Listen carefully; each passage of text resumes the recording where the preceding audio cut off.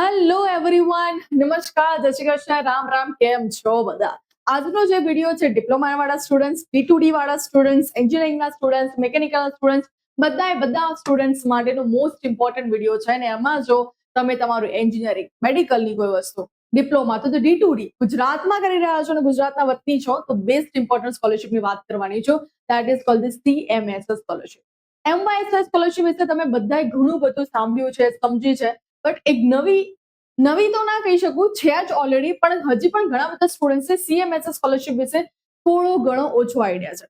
તો આજે હું તમને CMSS સ્કોલરશિપ શું છે, કઈ રીતે એપ્લાય કરવાનું છે, અને બધી જ ઇન્ફોર્મેશન ડિટેલમાં હું તમને આજના વિડીયોમાં કહેવાની છું. તો આજનો આખો વિડીયો ધ્યાનથી સાંભળજો અને સમજજો. અને CMSS નું આખું ફોર્મ કઈ રીતે ફિલ કરવું, જેના માટે તમારે અલગથી વિડીયો જોતો હોય તો નીચે મને કમેન્ટમાં CMSS લખજો. 100+ કમેન્ટ આવી ગઈ તો definitely I will make a video for you. તો ચલો શરૂઆત કરીએ છીએ આજના વિડીયોનું. મારું નામ છે ગોવિંદ. તમારા બધાનું સ્વાગત છે તમારી અને મારી યુટ્યુબ ચેનલ પ્રિયશિક જ્ઞાનપીઠ પર.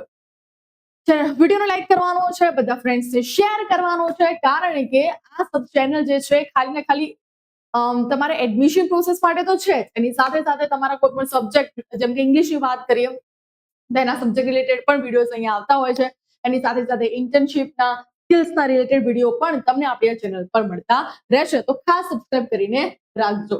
સૌથી પહેલા આપણે જ્યારે વાત કરીએ છીએ CMSS સ્કોલરશિપને ગુજરાતીમાં મુખ્યમંત્રી શિષ્યવૃત્તિ યોજના કહેવામાં આવે છે, જે ફાઇનાન્શિયલ સપોર્ટ ઉચ્ચ શિક્ષણમાં પ્રવેશ મેળવતા હોશિયાર વિદ્યાર્થીઓને નાણાકીય સહાય માટે આ શિષ્યવૃત્તિ સ્ટાર્ટ કરવામાં આવે છે. શું છે આનો ઓબ્જેક્ટિવ, શું છે CMSS, તો પર્પઝ શું છે? ગુજરાત સરકારના શિક્ષણ વિભાગ દ્વારા મુખ્યમંત્રી શિષ્યવૃત્તિ યોજનાનો ઉદ્દેશ ઉચ્ચ શિક્ષણને પ્રોત્સાહન આપવાનો છે, જેમાં ધોરણ 10 પાસ કરેલા, એટલે 10 પાસ કરીને તમે ડિપ્લોમા કરવા વાળા સ્ટુડન્ટ અને સ્ટાન્ડર્ડ 12 પછીના સ્ટુડન્ટ જે ડિપ્લોમા કરતા હોય, ડિગ્રી કરતા હોય, ઉચ્ચ શિક્ષણ અભ્યાસક્રમમાં પ્રવેશ મેળવવા માટેના નાણાકીય સહાય પૂરી પાડે છે. Based on the type and the level of the course, various kind of the financial assistance are provided so that students from financially એમને હેલ્પ મળી રહેવાની છે. ઓકે, મેઇન એલિજિબિલિટી શું છે? તો સૌથી મેઇન એલિજિબિલિટી CMSS સ્કોલરશિપની એક જ છે કે તમે ગુજરાતના રહેવાસી હોવા જોઈએ. Applicant must be resident of Gujarat. Second, તમારું 10th અને 12th પાસિંગ હોવું જોઈએ. થર્ડ, તમે એક પ્રોપર મતલબ કે ફૂલ ટાઈમ ભણતા હોય, લાઈક ધેટ ડિપ્લોમા કરી રહ્યા હોય, મેડિકલ, એન્જિનિયરિંગ, ફાર્મસી કંઈ પણ કરી રહ્યા છો, એ બધા કોર્સ વાળા સ્ટુડન્ટ CMSS સ્કોલરશિપનો લાભ ઉઠાવી શકે છે. એપ્લિકન્ટ મસ્ટ બી સ્ટુડન્ટ હોવું જરૂરી છે.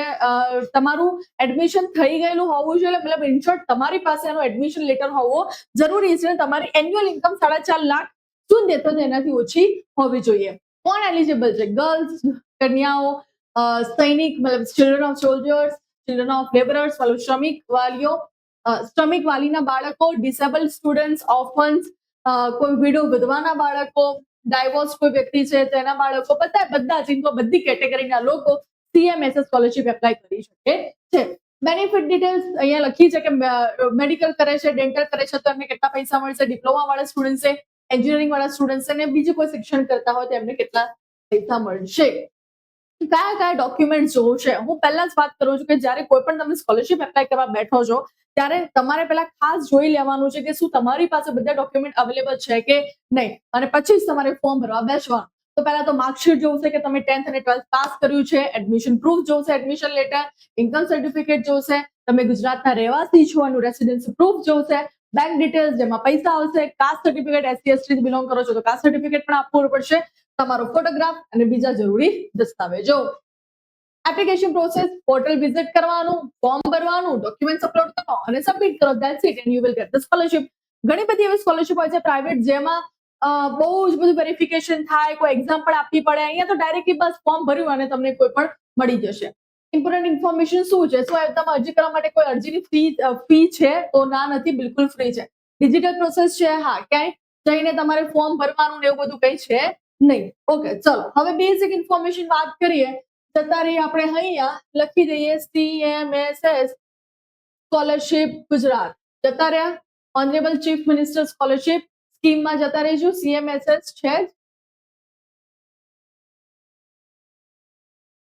ઓકે, ડાયરેક્ટલી જતું રહેવાનું છે ને તમારે ત્યાં લોગિન કરી દેવાનું રહેશે.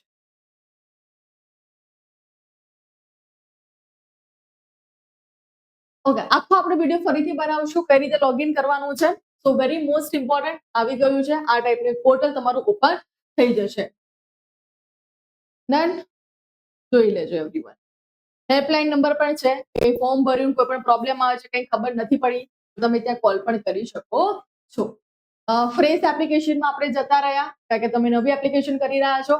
ડિપાર્ટમેન્ટ કરી લો, technical degree, medical, agriculture, veterinary, આયુર્વેદિક શું કરી રહ્યા છો, ડિપ્લોમા કરી રહ્યા તો ડિપ્લોમા, ડિગ્રી કરી રહ્યા તો ડિગ્રી કરી દીધું, 10th 12th ડિપ્લોમા. પછી અહીંયા ડિપ્લોમા કેમ લખ્યું છે કે કદાચ તમે ડિપ્લોમા ટુ ડિગ્રીમાં જઈ રહ્યા છો તો ડિપ્લોમા ટુ ડિગ્રી વાળા સ્ટુડન્ટ ગુજરાત બોર્ડ છે, સીબીએસઈ, આઈસીએસઈ, એનઆઈઓએસ બોર્ડ વાળા પણ એપ્લાય કરી શકે છે.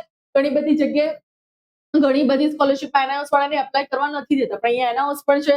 સાયન્સ જનરલ વાળા પાસિંગ જે પણ યર હોય એ કરી દો, સીટ નંબર લખી દો અને પાસવર્ડ ને બધું લોગિન કરીને તમારે કરવાનું રહેશે.